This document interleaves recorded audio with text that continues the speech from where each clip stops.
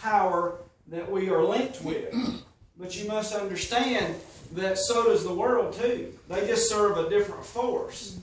But don't think that their words don't have power too. Now our power through Jesus is greater than that power, but don't think that they don't have power too. And don't think when you speak outside of the Word that that Word does not have power. Y'all following me? So here's what I'm going to do. I love, and I'm not going to go real deep tonight because most people, what I could tell my wife, I find something very interesting, she goes, that's the boringest thing I've ever seen in my life. But I would love to be a Hebrew scholar because I love the Hebrew language.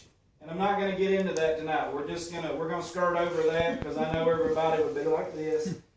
But the Hebrew language is one that is so phenomenal that it blows my Western socks off.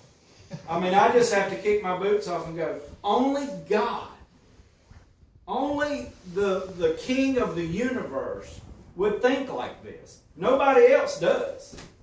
But He does.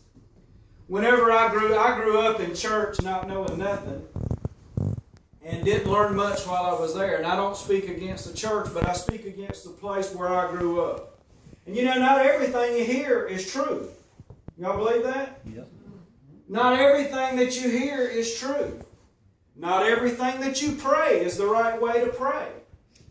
And I guess just because I'm, as my wife says, stubborn, I call it gritty. She calls it stubborn.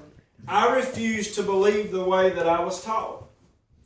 And it makes some, you know, you leave your home church or what you grew up in, and of course they call you crazy and they call you ugly names and they say things, but then later on they come back because they see something different in their life. I can tell you from experience, and I speak from experience in the Word, I speak from the miracles that my wife and my family see, and they're sitting right there on the road. You ask them, they'll tell you.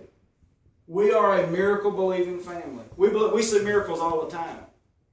If anybody's had more opportunity to see miracles, it's this one cowboy right here, because I promise you, we've seen them. So, with that being said, let's open our Bibles to Proverbs. Y'all like Proverbs? Say amen.